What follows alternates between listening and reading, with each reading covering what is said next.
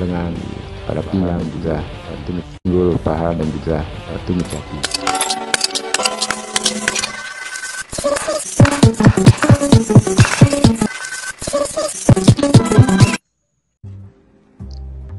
Teknik simpel untuk melakukan pelatihan tendangan dengan samsak yang berayun. Teman-teman kerabat semua, semoga selalu dalam keadaan sehat walafiat. Beberapa video yang telah saya unggah di sosial media termasuk juga di YouTube mengenai teknik tendangan samsak, termasuk juga teknik untuk melakukan pukulan pada samsak. Karena atas permintaan teman-teman agar dibuatkan kembali teknik dari awal melakukan tendangan menggunakan samsak yang berayun. Sebenarnya kalau kita perhatikan pada peragaan video yang saya bawakan sekalian dengan narasinya, melakukan tendangan dengan samsak yang berayun sangat-sangat simpel. Pertama, menurut pengalaman saya, beradalah pada posisi yang tidak bergerak, artinya kita tempatkan posisi kaki baik kanan dan kiri dengan posisi lurus.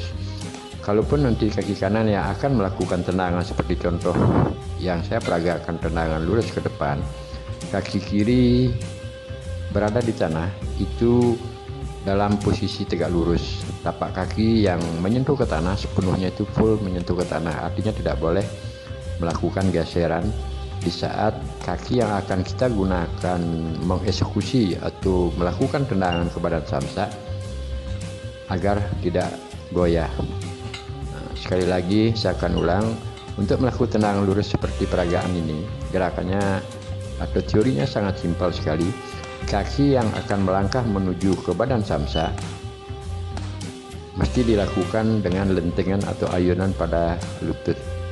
Yang selanjutnya, jangkar yang digunakan untuk melakukan kekuatan atau posisi di bawah itu tidak boleh goyah. Perhatikan gerakan silih berganti kaki kanan dan kiri. Kalaupun kaki kanan yang melakukan tendangan, kaki kiri yang berada di bawah saat akan menyentuh bodi samsak yang datang berayun ke darah kita, dia sama sekali tidak boleh goyah. Malahan dia harus mendorong kaki yang melakukan lentingan ke depan tersebut, melakukan sedikit dorongan setelah menyentuh di badan samsak. Lakukan gerakan demikian berkali-kali. Pertama-tama tentunya mesti dilakukan dengan gerakan pelan, dan selanjutnya kalau sudah posisi ataupun kondisi tubuh kita tidak goyah, apa yang saya katakan di depan tersebut, ya silahkan untuk menambahkan power dan juga kecepatan yang lebih dari gerakan awal. Nah, melakukan gerakan seperti ini sepatutnya kita tidak boleh instan, artinya di saat melihat, ini saya tujukan kepada teman-teman atau pemula menggunakan media samsak. Kalau melihat sesuatu pada sosial media ataupun dalam konteks-konteks orang bertanding dan sebagainya, melihat tendangan yang dilakukan mungkin oleh seseorang ketika pada pelatihan menggunakan samsak itu mungkin bagus ataupun apalah namanya.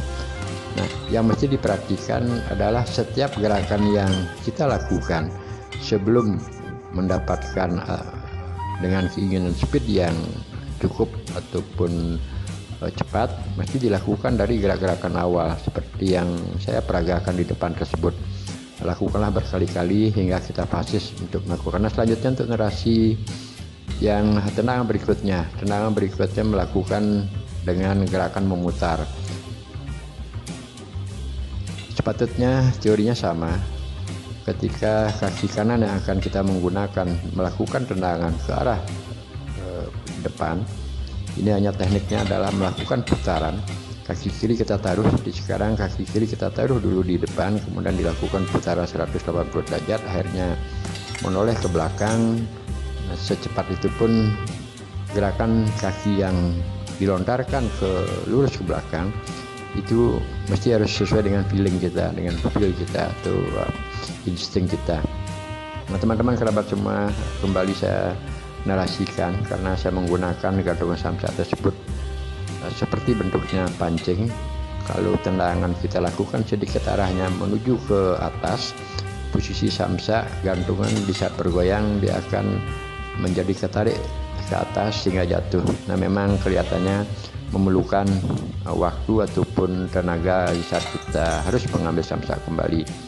Akan tetapi spirit ataupun motivasi yang kita dapatkan dari sini adalah paling tidak kita telah mengukur tendangan yang kita lakukan ke badan samsak, apakah arahnya sejajar ke bawah ataupun menuju ke atas. Kalau ke arahnya ke atas, pada umumnya dia akan samsak gantungannya tersebut menjadi agak naik ke atas, sehingga di kembalinya samsak akan berayun ke arah normal, dia menjadi jatuh.